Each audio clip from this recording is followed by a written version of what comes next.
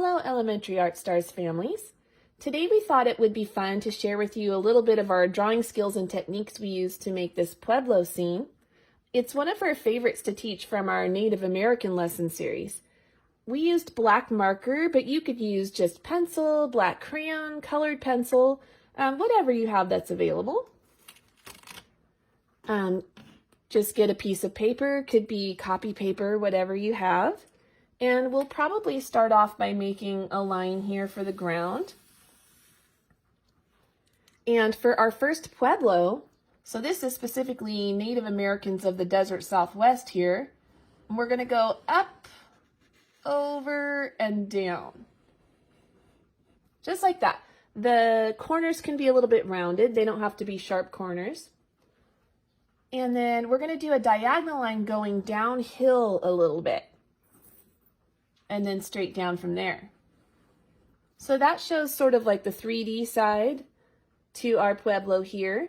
And then we're going to make the doorway, and check this out, to make it look really thick, because adobe or Pueblos are made from thick mud in the desert here where it's super hot. It keeps everything nice and cool inside. So we're going to do that same line again, up, over, down, but we're going to add a little inset piece so that looks like a nice thick adobe wall there. So let's go up, over, down, and then I like to just think of a number 7 for that inset piece. Now the top of our Pueblo, we have some wooden beams, but let's just represent those with circles. Maybe you fit 3, maybe you fit 4, whatever works for your Pueblo. You could almost picture like the dried chilies hanging down. You could add something like that later. But that's basically it. And once you get that down, you can just keep adding and adding as many buildings as you want. So let's kind of stack one right on top here. Let's go up, over, down. We're going to use that same angle. We're going to go diagonal just a little bit there, and then straight down. Maybe this time, instead of a doorway, let's put some windows up here, little squares. And then you can do little number 7s. And then let's add a ladder here. So Pueblos were also good for defense too, because they could go up into the higher areas and then bring in the ladders. That way, if there was a neighboring tribe or something that wanted to make war with them, they'd be safe in their Pueblos. And a lot of times these were built in the sides of cliffs.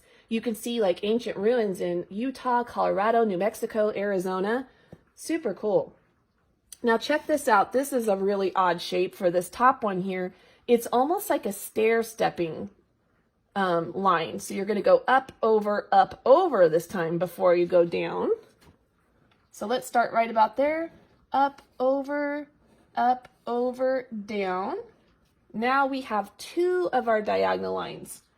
One there, and then straight down, straight down. And maybe we'll add a little window into that one. That's a number 7.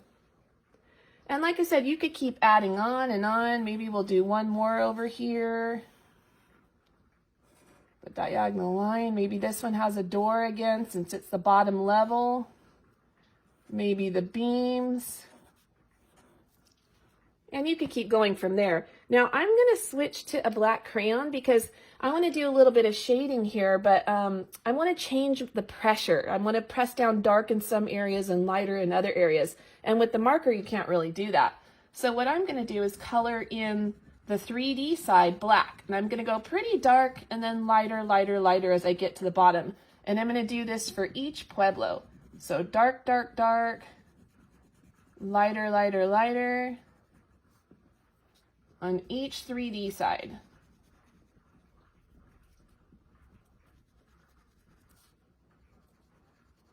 And we can color the doorways, the little number 7s that we added, quite dark.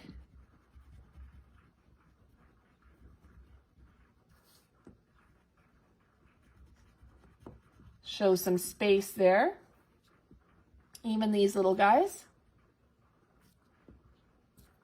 And then as far as coloring these Pueblos, we used what we call cantaloupe, a little bit of cantaloupe paint, but you could use like a yellow orange crayon with a little bit of red orange to darken the side there. Give it even more color. Or, you know, if you have a watercolor tray, whatever you have that's available to you. I want to show you these barrel cactus because they're super easy. I'm going to go back to my marker, and down here, I'll try to make it big so you guys can see it pretty good. But you're just going to make an upside down U. You can make like a little line underneath so it looks like it's growing up from the ground there. Then I'm going to curve one line this way and one line that way, so it's kind of a beach ball effect. Now to make the little cactus needles, we're going to make little letter V's. And the point of the V is going to go right on these lines.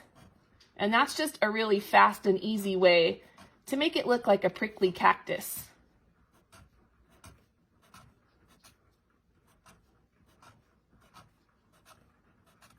And of course, cactus will bloom, so we could put a little flower on there, right on top, and there you have it. Our finished one here shows some pottery off to the side, and the designs that we used, we were inspired by Maria Martinez, and she was a more contemporary Native American who was super famous for her pottery designs. So if you wanted to add some of that, certainly you could. On this picture, we started with the pottery so that we could just draw a line for the ground, but I could show one here on the side where we make a line and then a U-turn and go back.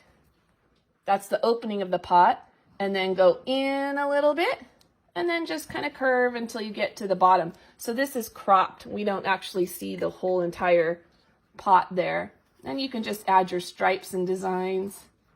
And pretty much you can put whatever you want. Kind of keep it geometric so it looks sort of southwestern. But you could go from there. We probably want to color in the opening of our pot there. And then just add designs from there. And there you have it. You can add a little hill to the background. You can add some more shadows on the ground with your black crayon. You can color the ground brown, but don't just use one color brown. Maybe mix in some different colors in there. For this one, we actually used like green and orange paint mixed together to make brown. So don't be afraid to mix even if you're just using crayons. And then Maria Martinez, her pottery was black and brown mostly. So maybe stick to the earth tones. But hey, if you want to go wild and make it rainbow, go for it. It's your art. So there we have it, our Pueblo scene. Hope you guys have fun with that, and hope everyone is safe and healthy, and have a great day.